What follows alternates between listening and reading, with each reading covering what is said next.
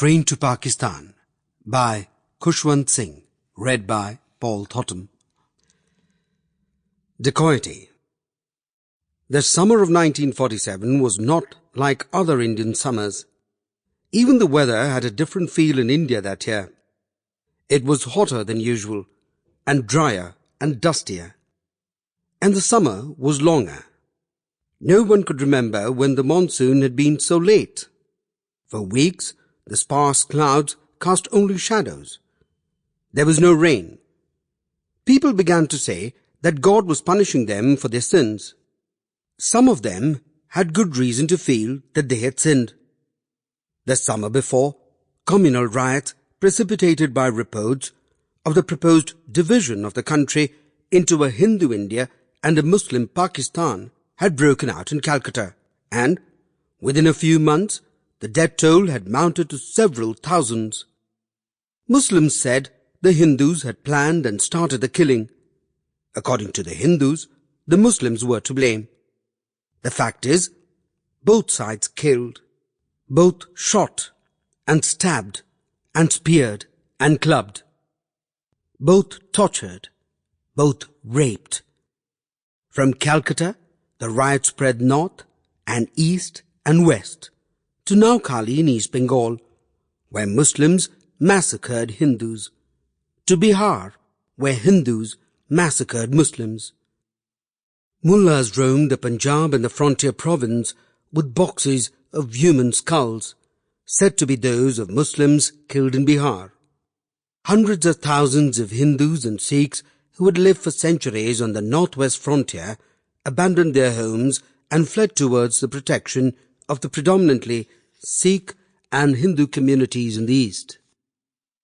They travelled on foot, in bullock carts crammed into lorries, clinging to the sides and roofs of trains. Along the way, at fords, at crossroads, at railroad stations, they collided with panicky swarms of Muslims fleeing to the safety in the west.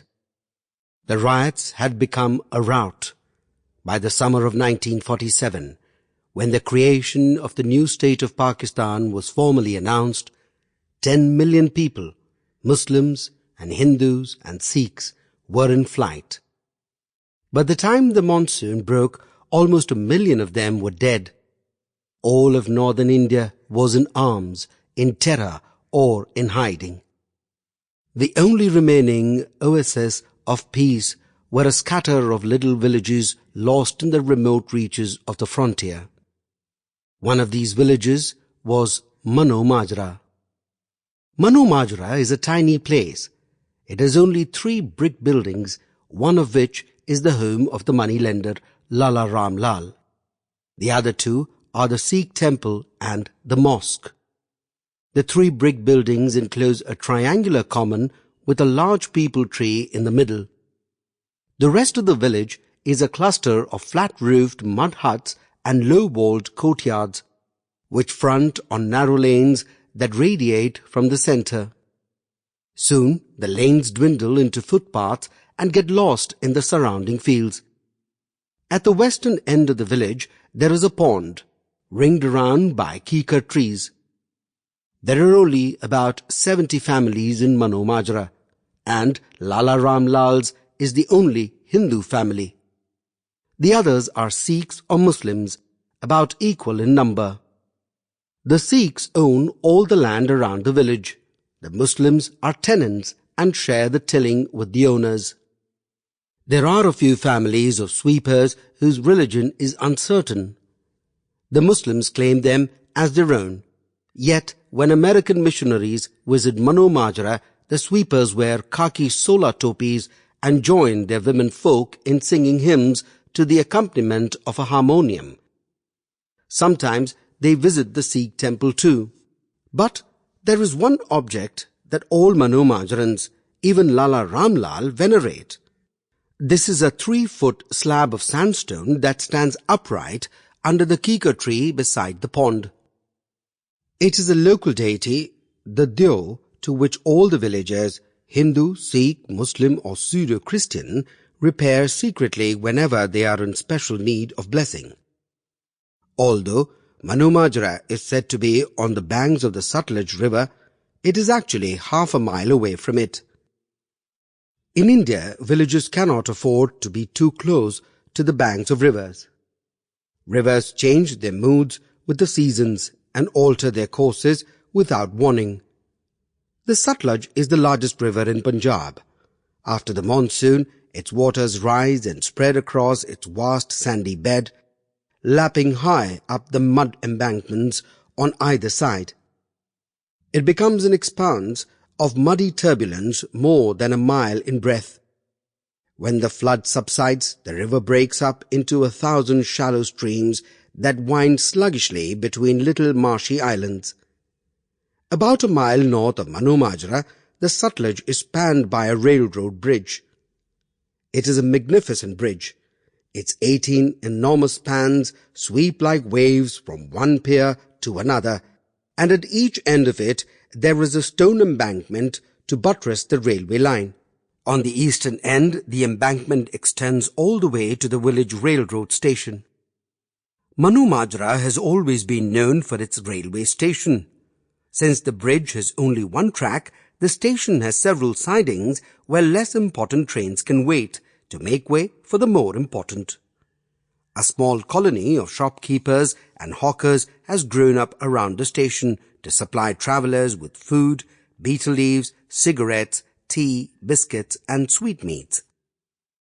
This gives the station an appearance of constant activity and its staff a somewhat exaggerated sense of importance. Actually, the station master himself sells tickets through the pigeonhole in his office, collects them at the exit beside the door, and sends and receives messages over the telegraph ticker on the table. When there are people to notice him, he comes out on the platform and waves a green flag for trains which do not stop. His only assistant manipulates the levers in the glass cabin on the platform which control the signal on either side, and helps shunting engines by changing handpoints on the tracks to get them onto the sidings. In the evenings, he lights the long line of lamps on the platform. He takes heavy aluminum lamps to the signals and sticks them in the clamps behind the red and green glass. In the mornings, he brings them back and puts out the lights on the platform. Not many trains stop at Mano Majra. Express trains do not stop at all. Of the many slow passenger trains, only two, one from Delhi to Lahore in the mornings and the other from Lahore to Delhi in the evenings, are scheduled to stop for a few minutes. The others stop only when they are held up. The only regular customers are the goods trains. Although Mano Majra seldom has any goods to send or receive, its station sidings are usually occupied by long rows of wagons. Each passing goods train spends hours shedding wagons and collecting others. After dark, when the countryside is steeped in silence, the whistling and puffing of engines, the banging of buffers, and the clanking of iron couplings can be heard all through the night. All this has made Mano Majra very conscious of trains. Before daybreak, the mail train rushes through on its way to Lahore, and as it approaches the bridge, the driver invariably blows 2 long blasts on the whistle. In an instant, all Mano Majra comes awake. Crows begin to caw in the kikar trees. Bats fly back in long silent relays and begin to quarrel for their perches in the people. The mullah at the mosque knows that it is time for the morning prayer. He has a quick wash, stands facing west towards Mecca, and with his fingers in his ears cries in long, sonorous notes, Allahu Akbar. The priest at the Sikh temple lies in bed till the mullah has called. Then he too gets up, draws a bucket of water from the well in the temple courtyard, pours it over himself, and intones his prayer in monotonous sing-song to the sound of splashing water. By the time the 10:30 morning passenger train from Delhi comes in, life in Mano Majra has settled down to its dull daily routine. Men are in the fields, women are busy with their daily chores, children are out grazing cattle by the river. Persian wheels squeak and groan as bullocks. Sample complete. Ready to continue?